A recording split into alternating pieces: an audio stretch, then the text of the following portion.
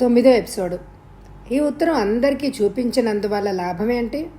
మను మనసులోని పూర్వం ఉన్న కోరిక తెలుస్తుంది. అతని భగ్న హృదయం తెలుస్తుంది. అతని ప్రస్తావన తెలుస్తుంది. ఇదంతా అందరికీ మరొక రంపపు కోత అవుతుంది. పైగా తమ్ముడు మనసు పడిన పిల్లను, ఆ పిల్ల మనసు తన మీద ఉన్న ఆ అన్నగారు వివాహం చేసుకుంటారా? కనీసం ఈ జన్మల అవకాశం ఉంటుందా? ఏ రకంగా చూసినా ఉత్తరం ఇతరులకు చూపడం సమంజసంగా కనిపించలేదు.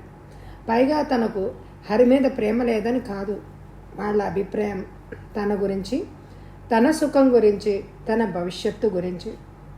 భారంగా నిట్టూర్చి చేతిలోని ఉత్తరాన్ని ముక్కలు ముక్కలుగా చించి చెత్తబుట్టలో వేసింది జయంతి. రంగా జయంతి సామాన్లు తీసుకెళ్లి కారులో పెట్టాడు. Car station దాకానే. జయంతి తాను రైల్లో వెళ్తానని చెప్పినప్పుడు రఘునాథరావు గారు కారులో వెళ్ళు అని అనలేదు. కనీసం నేను దిగబడతానని కూడా అనలేదు. జయంతి ఆయన ఆగ్రహానికి నవ్వుకుంది. తాను చాలా సామాన్యమైన ఆడపిల్ల. వీళ్ళ ఆడంబరాల్ని వీళ్ళ దగ్గరే మర్చిపోయి సామాన్యంగా తన స్థానాన్ని చేరుకోవడం చాలా శ్రేయస్కరం. బహుశా తన ఉద్దేశాన్ని మావయ్య అర్థం చేసుకొని ఉండవచ్చు, లేదా ఆయన మాట వినలేదనే కోపం కావచ్చు. రెండోదే నిజమై ఉంటుంది. జయంతి పేరు పేరున అందరికీ చెప్పి అందరి దగ్గర సెలవు తీసుకుంది. రఘునాథరావు గారు, సుమిత్రమ్మ, హరి మౌనంగా వీడ్కోలు ఇచ్చారు. నౌకరు కళ్ళొత్తుకున్నారు. గీత జయంతి అంటూ బోరున ఏడ్చి జయంతిని అల్లుకుపోయింది. జయంతికి కన్నీరు ఆగలేదు. ఊరుకో గీత, ఊరుకో, నన్ను నవ్వుతూ సాగనంపు గీత. ఎన్నాళ్ళు నువ్వు చిన్న పిల్లలాగా బాధ్యతారాహిత్యంగా పైపైన తిరుగాడితే లాభం లేదు. అత్తయ్య అనారోగ్యం మనిషి, నీవే అన్నీ. మళ్ళీ బోరుమంది గీత. ఈ అప్పగింతలన్నీ ఎందుకు? నీవు మళ్ళీ వస్తావు, నాకు తెలుసు. ఇక్కడెవరూ నీవు లేకుండా బ్రతకలేరు. నాన్నగారు తప్పకుండా నిన్ను తీసుకొస్తారు అంది గీత. జయంతి గీత చేతిని మృదువుగా నొక్కి వదిలేసింది. అందరూ మౌనంగా పోర్టికోదాకా వచ్చారు, ఒక్క హరి తప్ప. హరి పైన బాల్కనీలో నిలబడి ఉన్నాడు. జయంతి ఒళ్ళంతా చెవులు చేసుకునుంది. అత్తయ్య మీద, మామయ్య మీద ఆశ లేదు. తనకు తెలుసు హరి తను లేకుండా బ్రతకలేడు. తను లేకుండా ఒక్క అడుగు వేయలేడు. శారీరకంగానే కాదు, మానసికంగా కూడా. అతని అంధత్వం ఆసరాతో తామిద్దరూ మనసులు అతి సామీప్యంగా వచ్చాయి. కేవలం మనసు మీదే ఆధారపడి బ్రతుకుతున్న హరి తను మనోసామీప్యం లేకుండా బ్రతకలేడు. అతని మనసు తనకు తెలుసు. కేవలం అతనిలోని సంస్కారం అతని కోరికకు అడ్డుపడుతోంది. అతనిలోని ఔన్నత్యం ఒక ఆడపిల్ల బ్రతుకులో నిప్పులు పోయవద్దని ఘోష పెడుతోంది. తనకు తెలుసు పళ్ళు బిగువన తనను కాదన్నా, తను బయలుదేరే చివరి క్షణంలోనైనా హరి తనను ఆపుతాడు. జయంతి, నీవు లేకుండా నేను ఒక్క క్షణం బ్రతకలేను. నీవు లేని క్షణం నా కళ్ళకే కాదు, నా మనసుకు కూడా అంధకారమే. నీ ప్రవేశంతో నా జీవిత ప్రాంగణంలో కోటి దీపాలు వెలిగించు. ఆగిపో జయంతి, ఆగిపో అని అంటాడు. కానీ జయంతి ఆశ నిరాశ అయింది. హరి బాల్కనీలో నిలబెట్టిన శిలలా నిలబడ్డాడే తప్ప నోరు విప్పలేదు. తను బయలుదేరింది. గుర్తించలేదేమో అనే అనుమానంతో వెళ్ళొస్తా గీత, వెళ్ళొస్తా అత్తయ్య అంటూ అవసరం లేనంత గట్టిగా చెప్పింది. అయినా హరి పలకలేదు. జయంతి వెళ్ళి కారులో కూర్చుంది.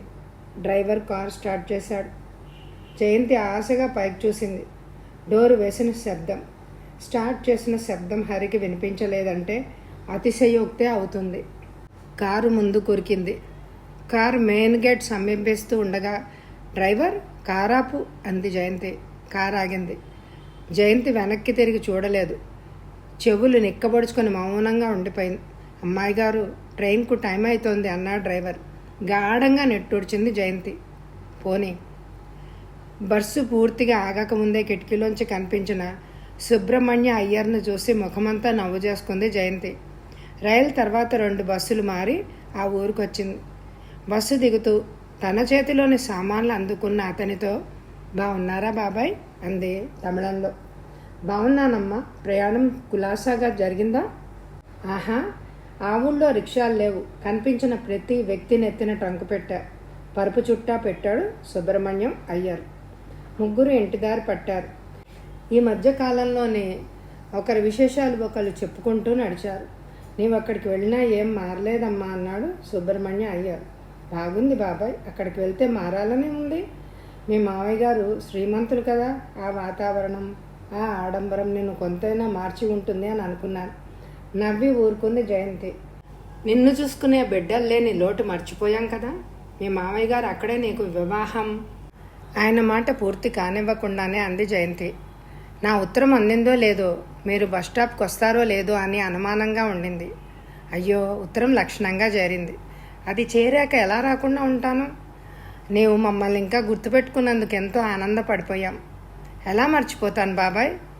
ఒకవేళ మిమ్మల్ని మర్చిపోయినా పిన్ని ఇడ్లీ సాంబార్ మర్చిపోతానా అంటూ నవ్వేసింది జయంతి.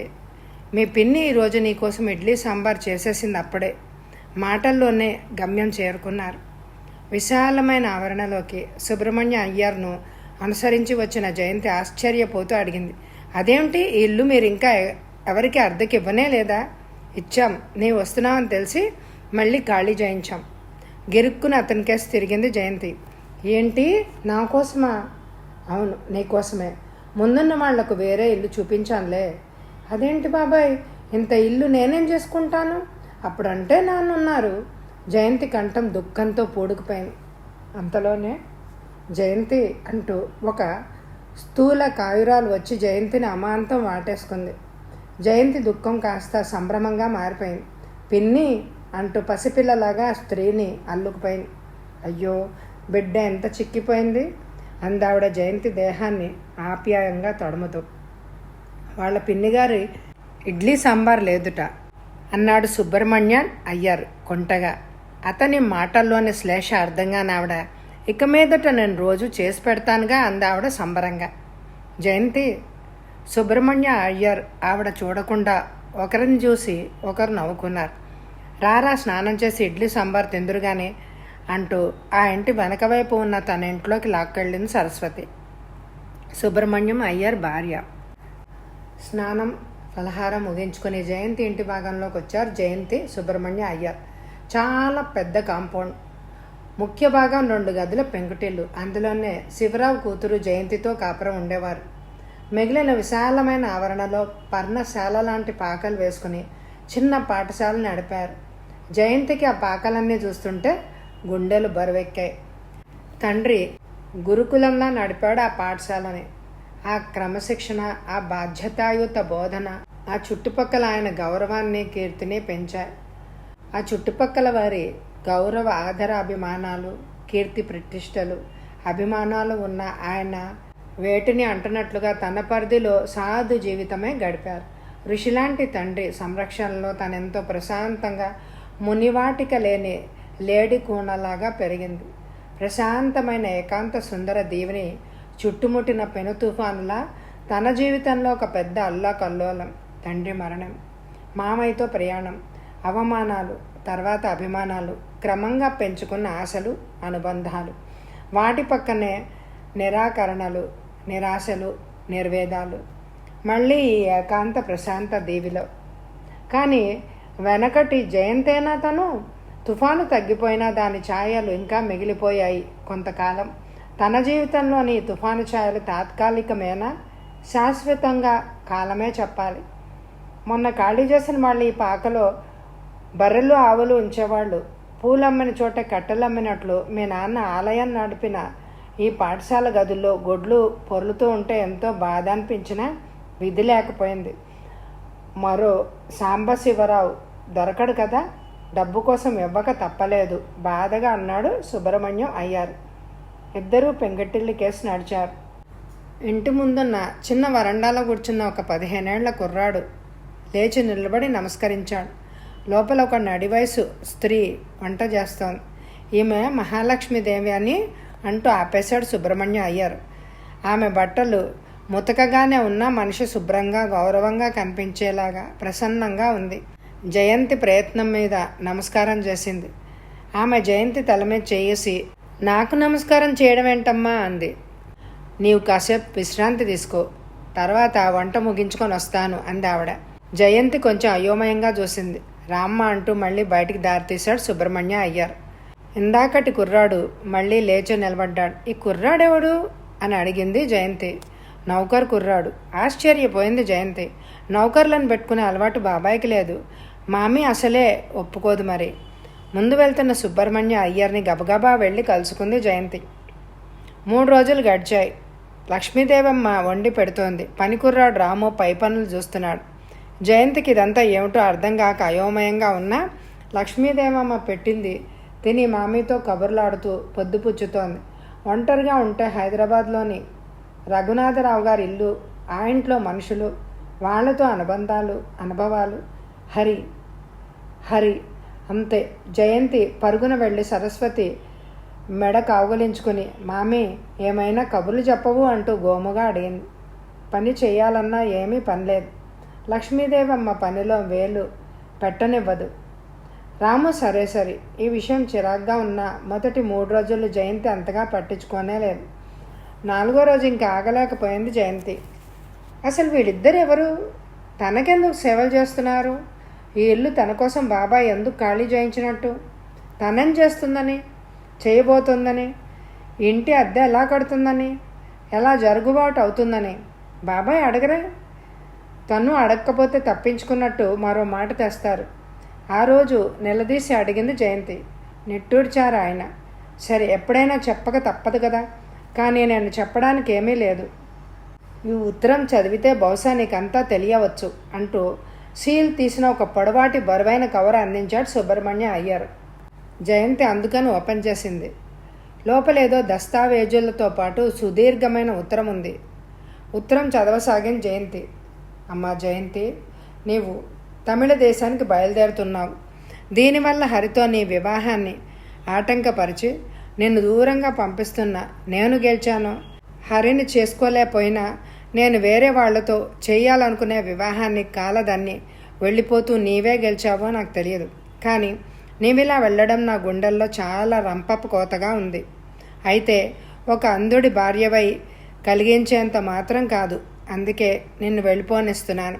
ఎప్పటికైనా నీ మనసు మారి మనునో మరొకరినో చేసుకోవడానికి అంగీకరిస్తూ నీవు తిరిగి వస్తావు అనే ఆశతో గుండెల్లో పదిలపరుచుకొని మరీ వెళ్ళిపోనిస్తున్నాను. నీవు ఆస్తిపాస్తులు అక్కర్లేదని ఖండితంగా తిరస్కరించావు.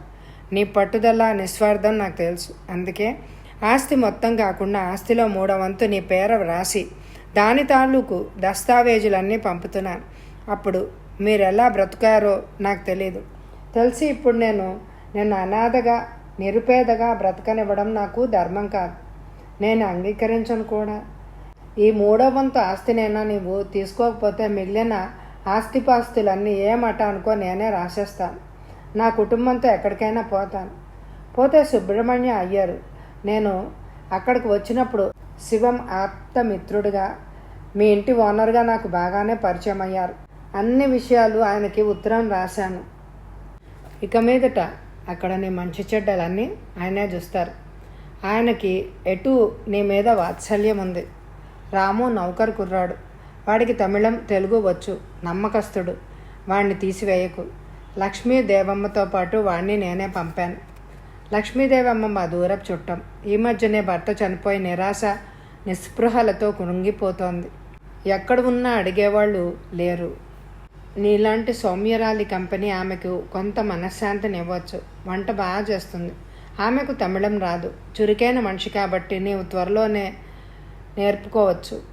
ఇది నీవు వెళ్ళినట్టో నేను పంపినట్టో తెలియకుండా ఉంది.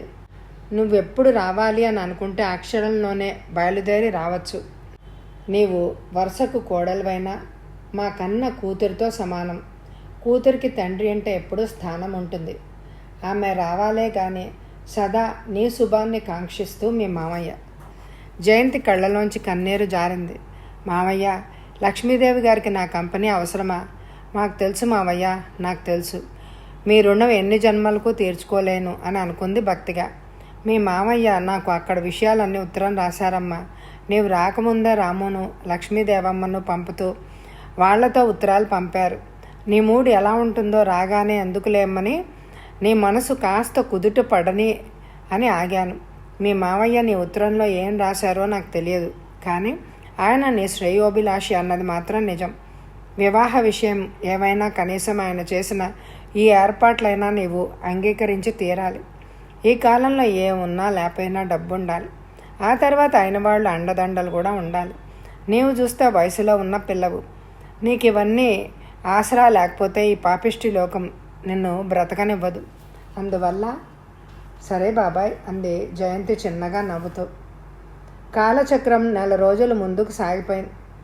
జయంతి మనసు మాత్రం దాంతోపాటు ముందుకు కదలకుండా రాటకు కట్టువేసిన లేగ దూడలాగా నెల వెనకటి కాలం దగ్గరే గింజుకుంటోంది.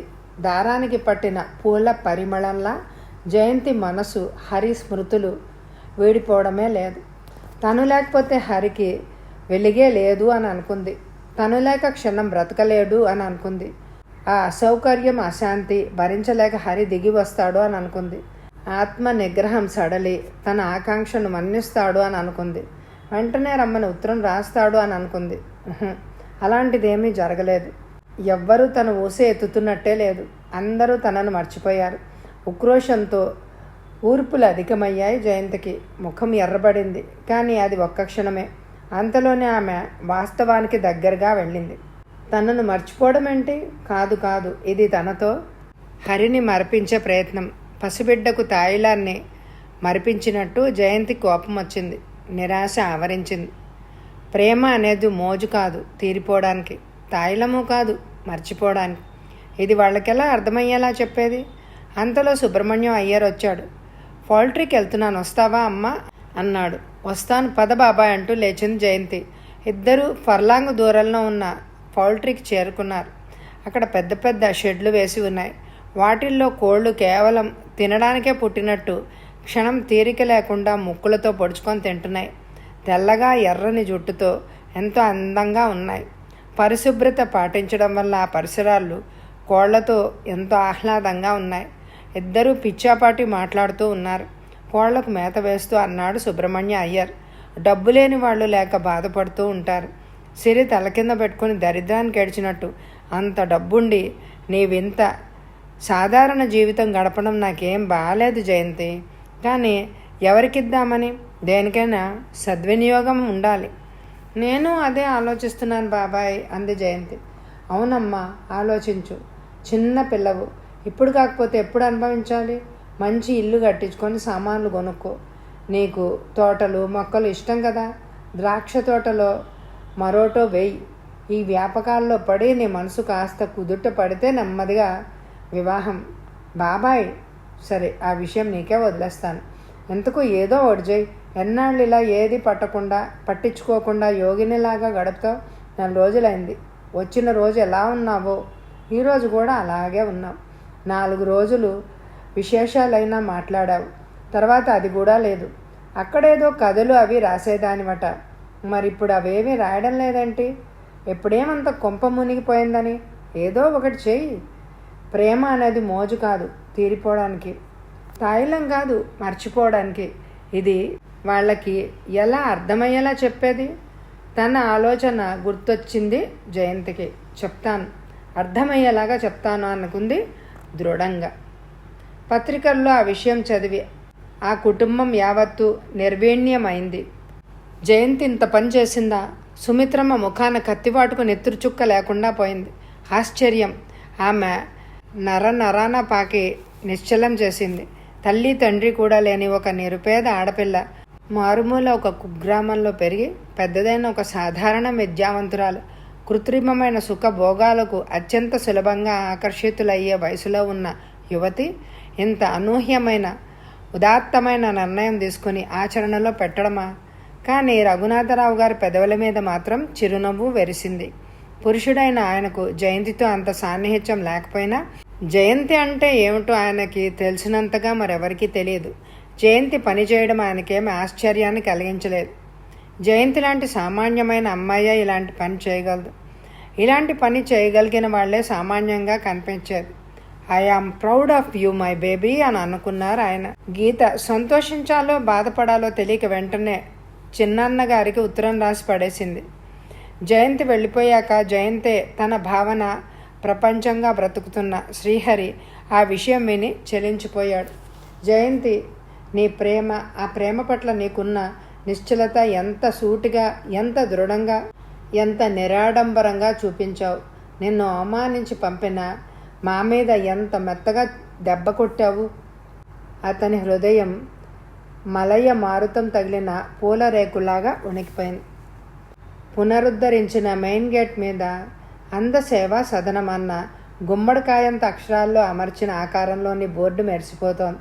విశాలమైన ఆవరణలో పాకలన్నీ పీకి బిల్డింగులు కట్టడానికి పూనుకుని పునాదులు తవ్వుతున్నారు. ఒకవైపు రాళ్ళు, సిమెంటు బస్తాలు, ముడికర్ర గుట్టలుగా పడి ఉన్నాయి. మరొక వైపు గచ్చు కోసం గానుగ వేయబడి ఉంది. కూలీలు, మేస్త్రీలు, తాపీ పనివాళ్ళు వాళ్లను అజమాయిషీ చేస్తూ సుబ్రహ్మణ్య అయ్యర్. నానా గందరగోళంలా ఉంది అక్కడ. ఇవన్నీ మీరు కనిపించని 4-5 అందులో ఒక మూలగా ఉన్న చెట్టు కింద కూర్చుని వినిపించే శబ్దాలతోనే దృశ్యాలను చూసేందుకు ప్రయత్నిస్తున్నారు.